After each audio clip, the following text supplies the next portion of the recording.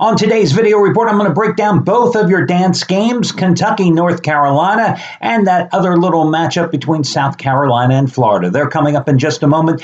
Guys, quick announcement, just a reminder, baseball is just around the corner. I can only tell you this so many times, but it's so true.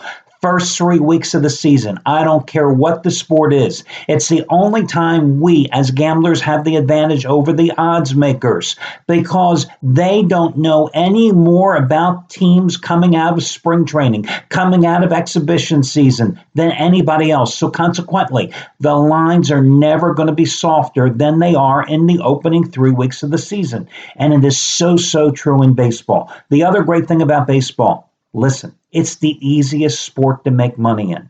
It's my favorite sport. It's the sport that I first started betting long before I ever thought about doing this. I was betting baseball when I was just a reporter. Hell, I was betting baseball back in college. I mean, that's how addictive baseball betting has always been for me. But it's the easiest sport to make money in for a couple of reasons.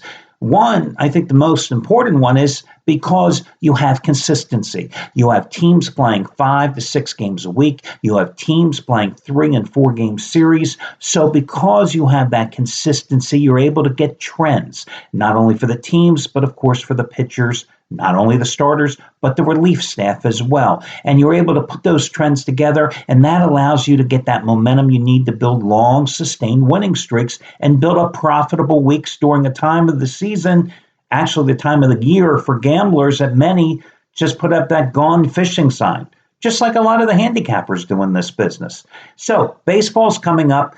I don't even worry about spring training until, to be honest with you, this week and a little part of last week. That's the only time spring training that means anything to me, because now you're seeing most of your established starters facing good lineups, real lineups for most of their 5 to 6 inning stints.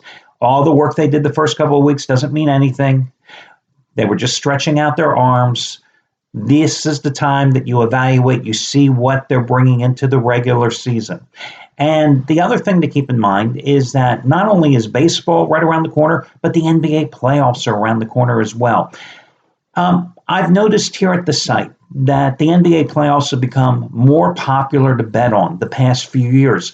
And again, I think the logic behind that is because you've got the 7-game series. And that allows you to find trends within each of those series, which makes it easier to really get your finger on the pulse of the team. Yeah, you've got the travel going back and forth, but both teams are involved in the travel. And when you can see the trends that are developing within the game between two teams in a longer extended series, you can make money on them.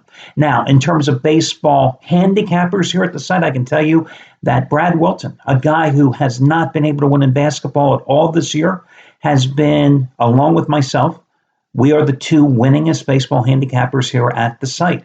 Over the years, Brad, since he joined the site 3.5 years ago, me, since I started these sites 15 years ago it's been now, I even forget. Chris Jordan, another very strong baseball handicapper. I can't wait to see how Jack Brayman does, especially since Brayman just cannot lose here. What did he do yesterday here? Today he's going for what? Winning day 29 of 38 and 13 out of 15. And he's made $10 bettors over 16 grand the past 37 days. Not bad. What was his yesterday winner? $100 college winner, number 11 out of 14. St. Peter's yesterday. And today he's got the 4th ever $200 release of his career. And by the way, again, that's the half price play of the day. So I'm very curious to see how he does. Trace Adams, a pretty good baseball handicapper in terms of making money as well. The NBA, listen. The NBA, guys have been consistent winners in the NBA. Steve Buden's Cali Cartel. Matthew Parker's had great success in the NBA. And whoever's on a roll, generally, you want to ride them in the playoffs, and you always see here on the homepage, because again, I only feature the discounted plays of the handicappers that are rolling. Speaking of guys that were rolling, I certainly was a week ago today. Yes, sir. Boy, I was coming off a huge weekend. Last Sunday, I cashed in with UCLA. Last Saturday, I cashed in with Arizona over St. Mary's. Coming into Monday's card, I was unstoppable. I had won 12 out of 15 dime best bet releases. I had won 26 out of 44 days. And since then, how much have I won? Nothing. 0.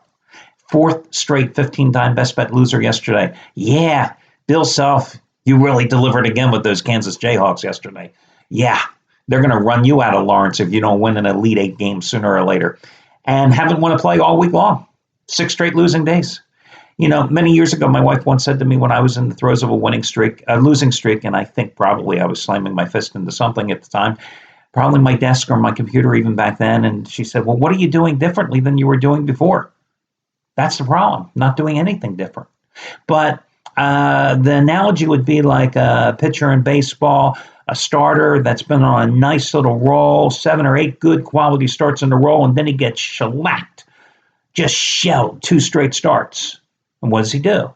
He goes back, he looks at a little video, gets together with the pitching coach, maybe his arm slot's a little off, and he tries to figure out what's gone wrong suddenly.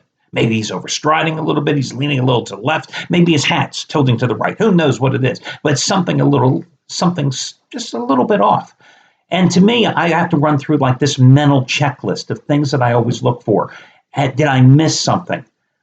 And I don't celebrate the wins. I don't lament the losses. But, I always run through that mental checklist even after the games are over, trying to figure out, well, what the hell happened? And I look at that game yesterday between Xavier and Gonzaga, a game that I gave Xavier to as a free pick. And in retrospect, what I think I missed? That win against Arizona. That comeback when they scored, don't I know it because I had Arizona that night, when they scored 12 of the final 14 points in the final 3 minutes of that game. That type of surge, their 3rd straight big win, yes, they had momentum, but maybe it just took everything out of them. Because they climbed that mountain one more time and they just had nothing left to give when they took on Gonzaga yesterday. Maybe that's the one little mental checklist box that I missed.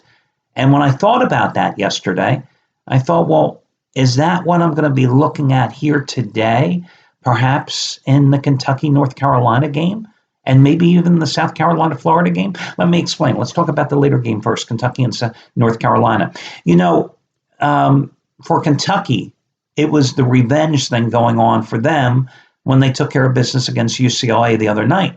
But today, the shoe's on the other foot, literally, because it's North Carolina seeking revenge for that 103-100 loss in Las Vegas in a non-conference tournament back in November. Now, North Carolina hasn't exactly set the world on fire here in this tournament, okay? They played better than the final score indicated against Butler the other night. Kentucky, of course, struggled to get by Wichita State, took care of business, very effective game against UCLA the other night. And yet, you look at this Kentucky team that has not lost a game since that shellacking they suffered. Shellacking, that is the word of today's video report, back in Gainesville in, early February. They have been on a roll since then. But why is North Carolina favored by 2.5 points? And I don't think this is a great Roy Williams team. And I don't think Roy Williams is a classic coach in big game situations. I'm sorry. I can think of at least a half dozen other coaches I'd rather have in big game situations. And none of them are named Sean Miller of Arizona, FYI. I look at this game and I just think that maybe Kentucky had its moment in revenge the other night and now it's North Carolina's turn. And I think the difference in this game ultimately is going to be North Carolina's size. Listen, Kentucky's got to get out on transition.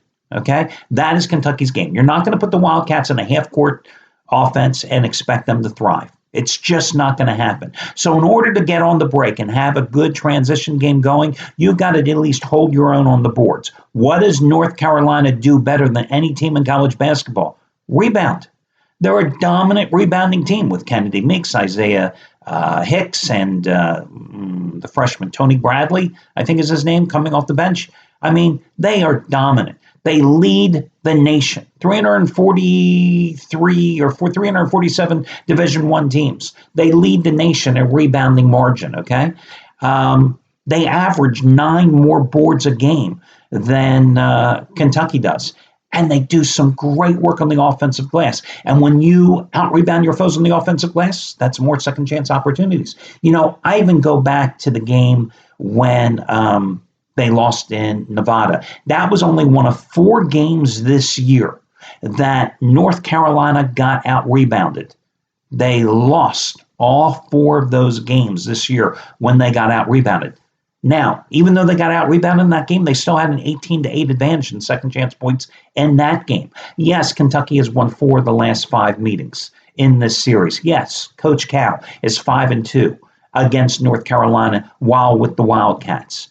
But I don't think Malik Monk is going to go, crazy like he did in the first game with that career-high 47-point performance, including the go-ahead three-pointer with 16.7 seconds to play. I mean, what are the odds are that he's going to have another one of those games, especially considering how he has struggled in the SEC tournament, even here in the dance, although he had a very good game against UCLA the other night, but that was really his best game in his last 6. And Monk, if you look at his numbers, he has not performed nearly as well on the road as he has in Lexington this season.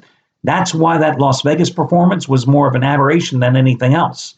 The other thing is, I think that with Meeks and Hicks, etc., being able to close out the inside, and also seeing that Justin Jackson broke out of a little bit of a shooting slump with 34 points for North Carolina, and Joel Berry, Joel Berry III, who had been bothered by a sprained ankle. He had a very good shooting game in that game as well against Butler the other night, and Butler's a darn good defensive team. I think this is North Carolina's time to shine, and I think the Tar Heels are going to win this game. Now, the other game, South Carolina and Florida. This is a rematch, of course, and it's the best out of 3. This is the rubber game here today. First time these two played in Columbia, it was South Carolina that was on the roll, and South Carolina won that game because Florida couldn't hit the broadside of the barn. I say that so many times, but this is really that game epitomized that statement in terms of Florida, because in that contest, they missed every single one of their three-pointers. In fact, I wrote this down. They were 0 for 17 on three-pointers, and that snapped a streak of 150 games in which they had at least one triple. The longest such streak in NCAA history with at least one triple, dating back to 1992. I mean, it was just a miserable game. But when you delve into the box score a little more into that particular contest, which was won by South Carolina 57-53 in that game back on January 18th, yes, Sindarius Thornwell had 15 of his 20 points in the second half in that contest. And Kevon Allen, the leading scorer for Florida, only had 1 point in that game. Florida, season low in points in that game, 26 points under their then season average in that game with that 53-point output. But South Carolina didn't exactly play well. South Carolina only shot 29.4%. Florida shot better from the field. Florida shot 35% in that game. The difference being is that South Carolina went to the line 34 times and hit 23 of them, not a great percentage, and Florida went 28 times and missed 13 of those freebies. That's what did it. Turnovers, they were pretty much even. There were a lot of fouls, as I noted in that game, But again, you miss all 17 of your three-pointers, just hit one of them and hit one more field goal, and you win that game. Well, what happens when they rematch in Gainesville then later? Well, Kevon Allen then goes crazy. 26 points. Thornwell had a good game for South Carolina, 23 points, 10 rebounds. But in that game, hey, February 21st, the rematch, it was all Florida from the start. 81-66 was the final score, and it wasn't even as close as that final score indicated in that game. The Gators hit 9 of 19 three-pointers. They shot 49%, and again, South Carolina struggled from the field, only shooting 39.3%.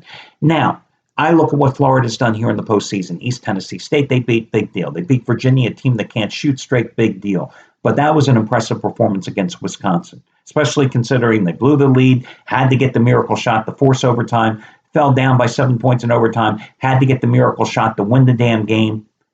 Could this be a situation that they are much like Xavier, where they've given all they had and they have nothing left to give today? Could South Carolina be in that situation after beating up Marquette, stunning upset at Duke? I think what paid off for them is they had a week off before they had to play Baylor.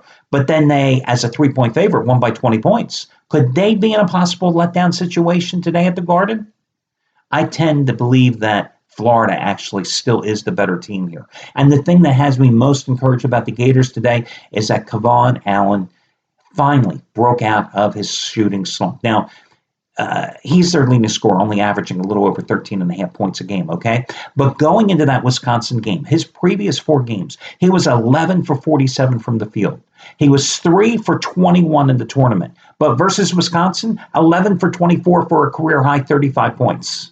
That's the type of thing that you need to break out of a slump. And I think that benefits the Gators most here today. And then you look at some of the other numbers, Gators, 23-8-1 ATS roll as a favorite. 22-10-1 in their last 33 dance appearances. Hey, I like Florida in this game, minus the 3.5. Yeah, it's a big number to lay, but I just think the Gators are a better offensive team. And listen, South Carolina in this tournament, one more thing to tell you. South Carolina in this tournament, their 2-point field goal percentage is almost 55% through 3 games. 55%.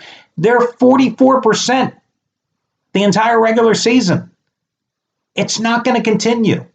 It's just not right. I mean, odds are it's not going to continue. And Florida is a damn good defensive team. When you look at the metrics in this game, and South Carolina, we know they have that lockdown defense. Florida only gives up like 1.5 points more per game than South Carolina does. So I like the Gators in that one. So Florida, North Carolina, your 2 complimentary plays. I wish you well, and we'll do this again tomorrow. Good luck, everybody.